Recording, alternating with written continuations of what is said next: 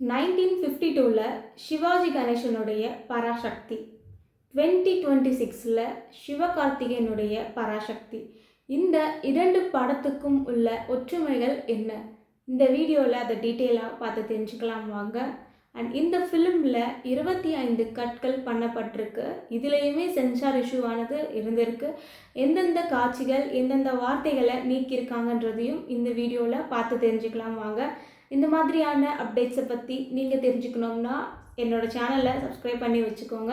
வணக்கம் and welcome back to சுகன்யாதி சேனலிஸ்ட்.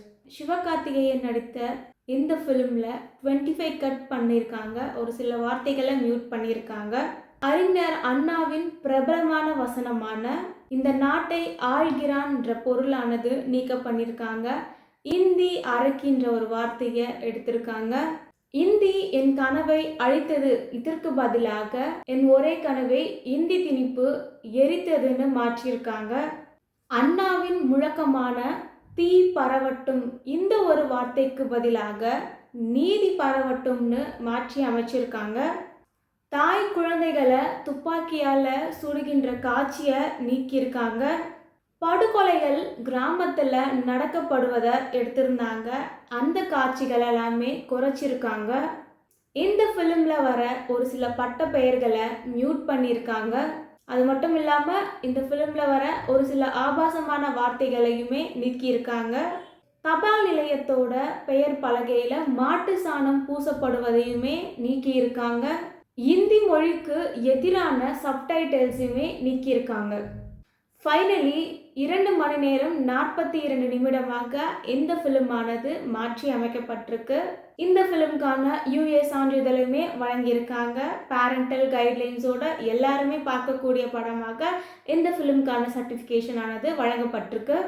சிவாஜி கணேசன் நடித்த பராசக்தியில் கடவுள் பேரை சொல்லி மனுஷங்களை ஏமாத்தாதீங்க, சாதி மதம் பெண்களுக்கான ஒரு குரல், இந்த மாதிரியான கான்செப்டை பேஸ் பண்ணி அவருடைய படமானது இருந்தது.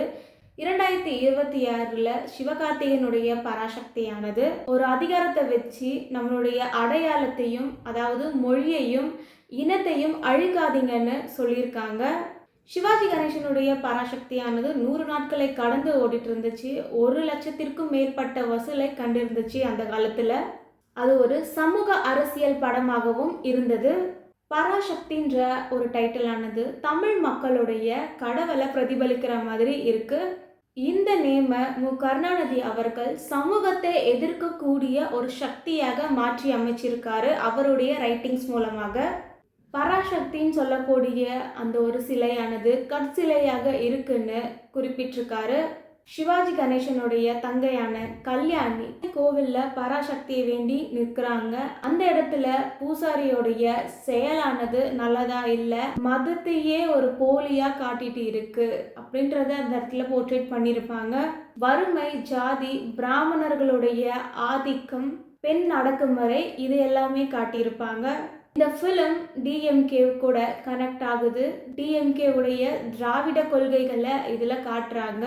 அண்ணாவும் பெரியாரும் திராவிட தலைவர்களாக இருந்தவங்க. பெரியாருடைய கொள்கைகளான மூட நம்பிக்கை, பகுத்தறிவு, பெண்களுக்கான ஒரு உரிமை, இது எல்லாமே இந்த படத்தில் காட்டியிருந்தாங்க. இந்த ஃபிலிமானது அந்த டைமில் காங்கிரஸுடைய ஆட்சியை எதிர்த்து பேசின மாதிரியாக இருந்தது.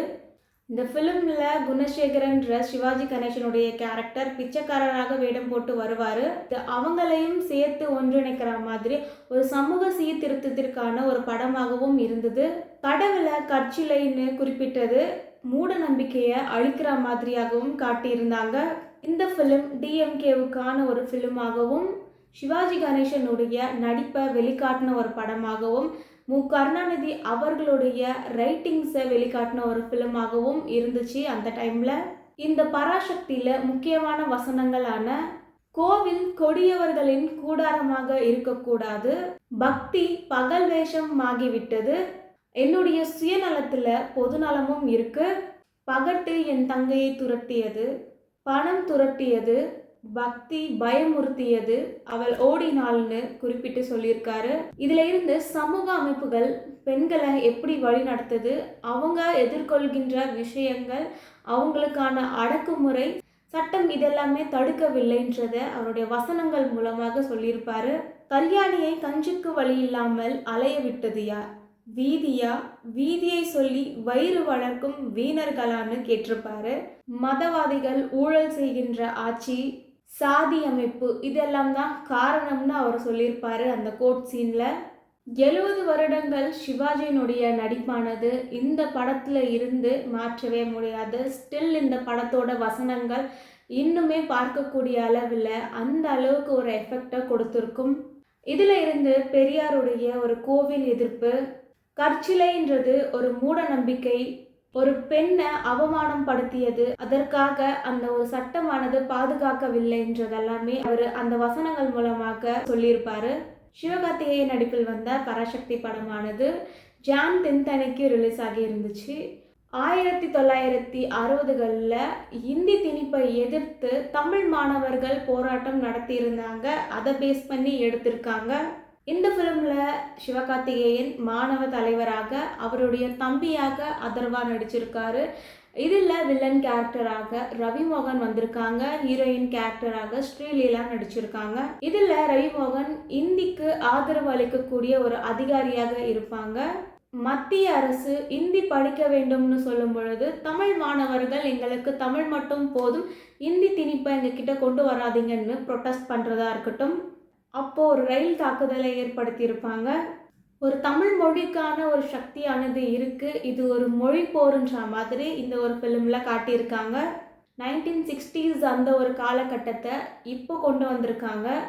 1952ல் சிவாஜி அவர்கள் சாதி, ஒரு கோவில், ஒரு வறுமையான சூழல், பெண்களுக்கான அடக்குமுறை இது எல்லாத்தையுமே காட்டியிருப்பாங்க. 2026ல் சிவகார்த்திகேயன் நடித்த பராசக்தி படத்தில் தமிழ் மொழிக்காகவும் தமிழ் உரிமைக்காகவும் குரல் கொடுத்திருப்பாங்க. இந்த ஃபிலிமானது ஜிவி பிரகாஷ்க்கு 100வது படம். அவர் அதுக்கு இசையமைச்சிருக்காரு. ரவிமோகன் ஹீரோவாக நடிச்சிட்டு இருந்தார்.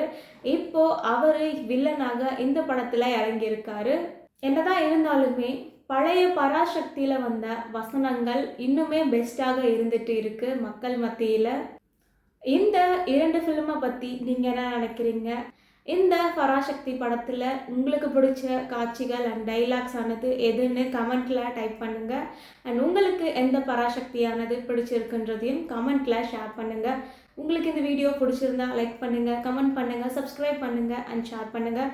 மீண்டும் ஒரு வீடியோவில் மீட் பண்ணலாம். தேங்க்யூ, பாய்.